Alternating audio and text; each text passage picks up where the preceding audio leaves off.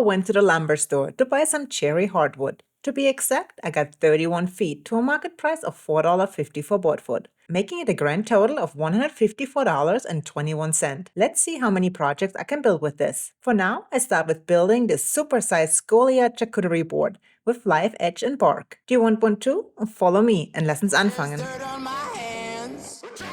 Strong like a tree, there's roots where I stand. Did I mention I'm really in love with the color of the lumber?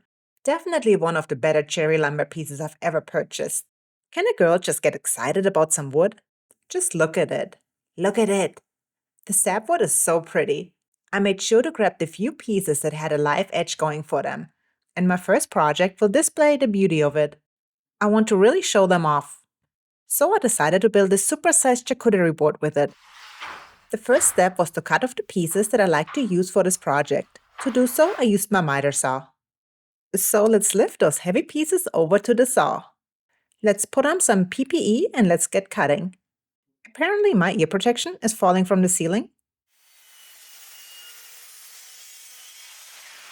Now those wood pieces are only 3/4 inch thick, so I was debating on how to do the glue up to get the least chances of the pieces warping. Also, just gluing 2 pieces together would have not given me the width I wanted. Gluing 3 boards together would have been too wide.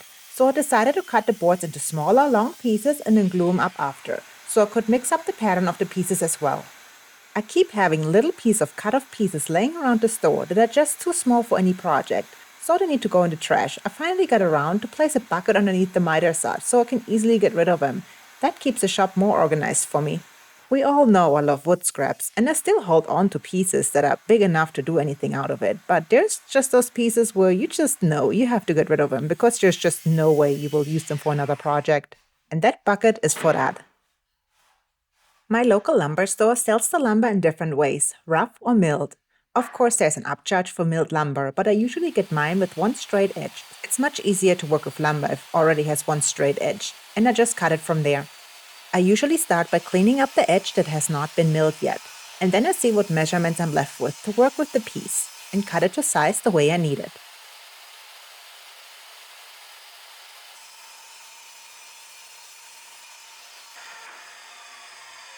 Once I had all the pieces cut to size, I decided on the final glue-up pattern.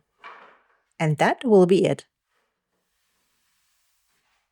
For the glue-up, I'm using Tidebond 3. Amazon recently had a sale on that specific glue, so I bought a few of them. I will add a link of the product in the description below in case it is still on sale. Go check it out. As I added the pieces onto the clamp, I noticed that the gap at the end piece is just too large, and if I added the pressure of the clamps to it, it would have just damaged the wood. So I decided to glue the last piece on after I filled the gap with the resin. So I worked on the resin fill next. Like always, I'm using total boat resin. And of course some tuck tape. That's the fastest way in my opinion to glue up the hole and keep it in place. No leakage here. Seriously, that's the worst when it happens.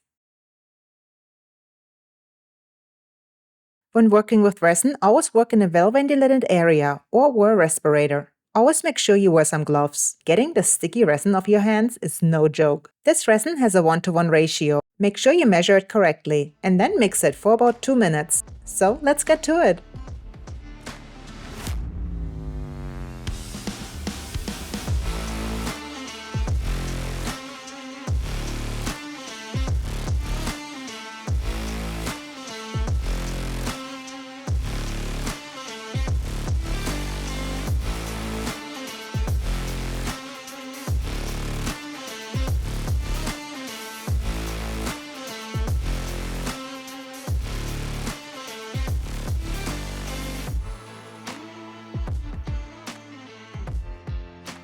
For the color, I decided to go with the greenish ink.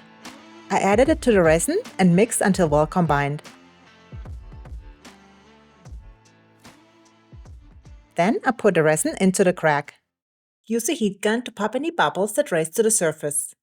And then let it dry.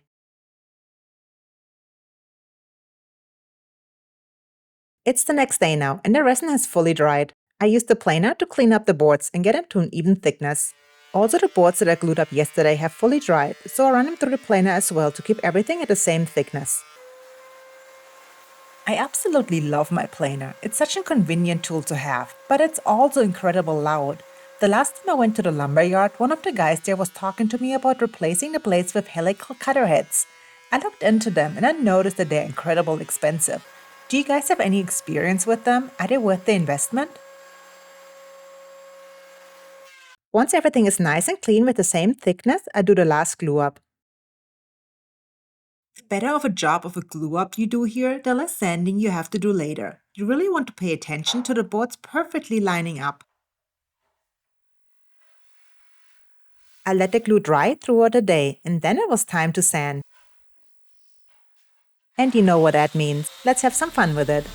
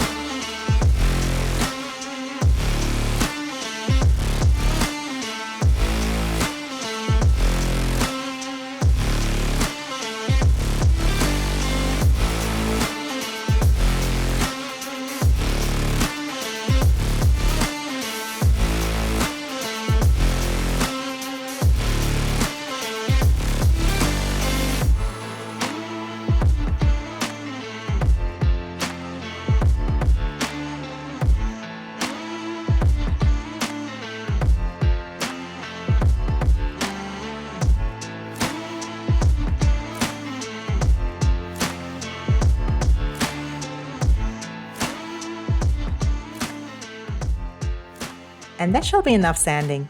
Between the resin mixing and the sanding, that project definitely keeps me fit. I've noticed that I had a tiny bubble in the resin that was super visible after sanding, so I used my Tidebond glue to fill the hole. The accelerator dries the glue instantly. A quick sand takes off all the excess glue, and the hole isn't visible anymore. Then I used the spray bottle with some water in it to erase the grain of the board.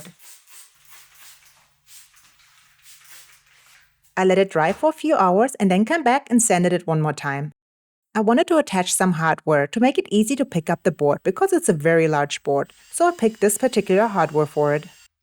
I used the same hardware for a previous charcuterie board and I really liked it, so I used it again.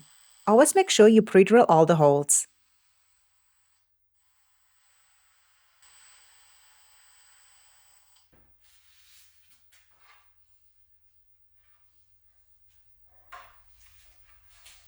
For the bottom, I attached some rubber legs to make sure the charcuterie board does not slide. And then it was time for the finish. Of course, I'm using my liquid hydration followed by Moose Magoose wood butter. The finish is food safe and I really use it on everything. It's my favorite way to finish any wood that needs a food safe finish. Rub in an excess amount of oil. Then let it dry, wipe off the rest, and then come back with Moose Magoose wood butter. This leaves the board with a beautiful, protective, nice sheen.